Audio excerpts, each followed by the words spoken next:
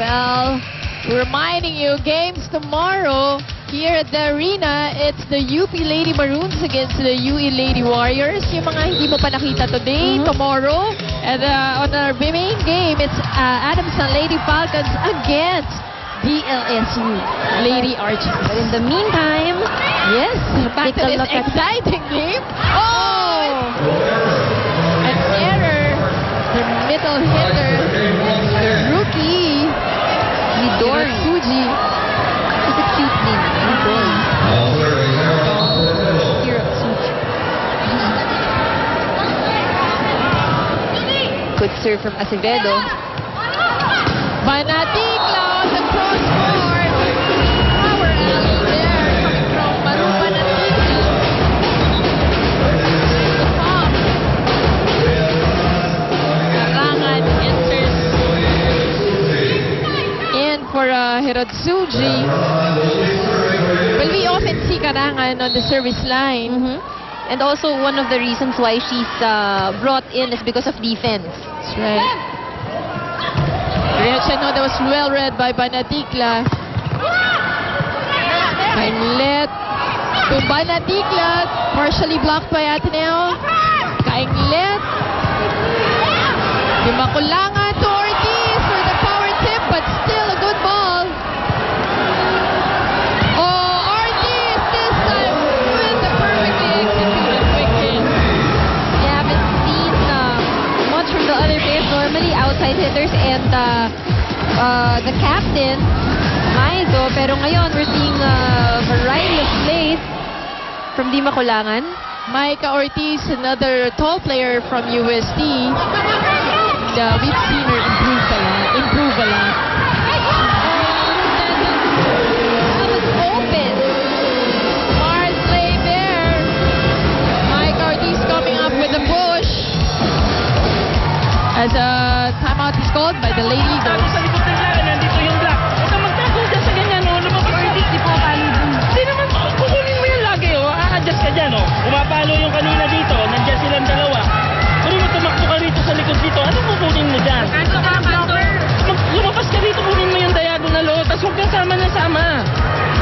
Hindi mo kailangan sumama doon sa likod ng blackhead. Ang dami naman yun, titingnan mo kung saan may butas. Hindi mo basta makatakbo ka rito. Nilalagyan yung bola, eh. Hoy, isipan ninyo, para makapalo, eh wala, tumatakbo sa open eh. Phil, i-off speed mo yung palo mo.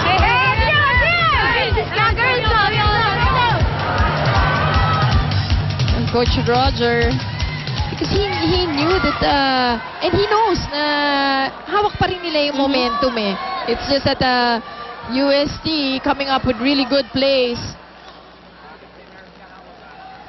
So Karangan still on the line. Hindi ka pwedeng pumikit dito eh. Kasi You wanna watch and the see every moment- second of the game. plus the momentum shift. Di Makulangan, well read by Kainglet. Di Makulangan giving it to Banatigla who wasn't ready for that attack. Kainglet on the open. One more time. Going for that off-speed shot as instructed by Coach Roger. Free ball. Ateneo. Will they take it? And yes, they do. By aggression. Oh, that quick spike. Woo! What a game. Yung momentum eh. Ito, it's like a pendulum swing. Going each other's way. But, you know, I think it's a good sign. Kasi ibig sabihin nun, bumabawi agad yung bawat isang team. And that's how much they want to win this game. Di Makulangan giving it to Ortiz. Maizo running after that second ball. Kainglet for that open hit. Again, oh! Jesus taking it. Karangan was there. Banatigla on this hit as point goes to Ateneo. She foiled that attack. Yan, yung mga errors na yan, it will really be crucial. You would think of that later when you're asleep. It will haunt you. Especially at this point in the game na, you know, how many points away na lang from closing the set. Oh, good read by Aiza Maizo. Ending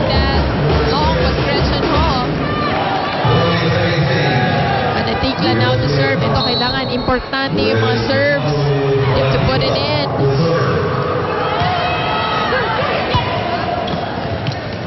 Combination play, Kainglet.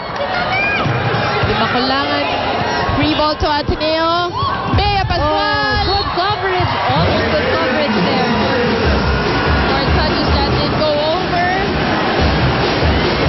What a game, partner.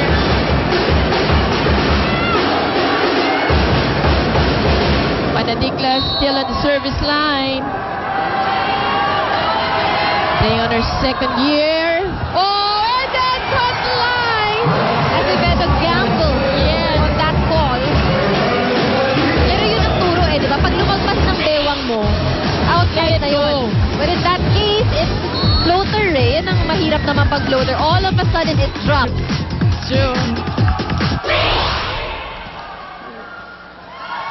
Kainglet. Good coverage by Maizo. Caballero! And it goes in! Rudy Caballero connecting where it counts most. It's about time. Yes. Sabi ni Coach Shaq. And it looks like this is going to be a 5-setter today. Oh. Let's see. Panatikla. Good serve! And Ortiz! Jesus is there to dig it. Caballero once again. Oh, good defense by De Jesus. Kainglet well read. Oh, and a violation called on Caballero. A stiff violation. Ateneo takes the point. The game is not yet over. You can see that the Lady Eagles are still hanging on to this set. And why not? They actually have a 2-set lead over UST. Mas maganda kung matapos Yes. nila here in the 4th set. Caballero once more. Lazaro was there for the coverage. There's with a touch, gets that point. She has been played spectacularly in this game. Let's try to hear it from the UST side. Ang maganda lang, bakay, sige. Maliit yung dakar mo siya. Ha? Pag mo itong nag-aalangan kayo, normal ano lang, ha? Mabilis yung palo, okay? Okay na, nakukuha na eh. Ha? Team, isang magandang patay lang, ha? Receive na maganda. Attack over tayo. Okay? Yung kabilang dulo, magkabila. Sino sa harap ka? Ferrer, tsaka yung dito, maliit yung blocker. Ha? Sa open, tsaka dito, ha? Tingnan mo lang. Ha? Paano yung dulo, oh? Dulo. Teka, ha?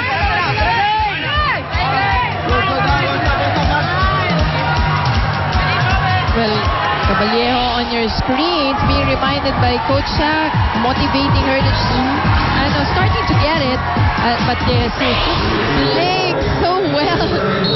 That's right. And maybe it's the right time. Ano? Ang gusto lang naman ni Coach Shaq dun sa timeout is to break the momentum.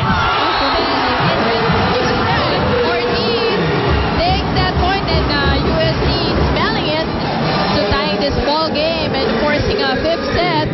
One more point. And we go to our 5th set. And this is the kind of volleyball that you want to We watch. actually expected this Oh, one oh. between these two teams. Good block by Pascual. Lazaro digging it. De Jesus once again. Kainglet. Will UST take this point? Tumay, a good defense. Again, solid defense by Kainglet. And De Jesus playing a trick on UST. Sending that right in the middle of two blockers. And I think we have a new crowd's favorite. Oh, yeah. Of course, itong si De Jesus surprising everyone with their performance. This is the rookie that you want in your team. De Jesus once again. Caballero is there. A free ball. Let's see if Ateneo takes this point. And they do.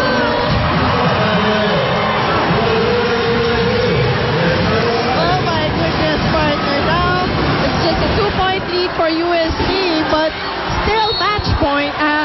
Actually set point for USD. They have to take it now.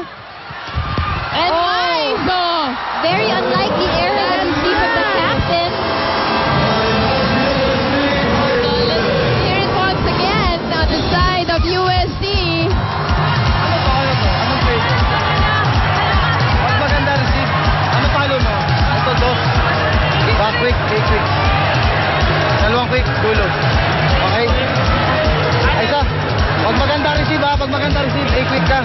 ka. Dulo ka.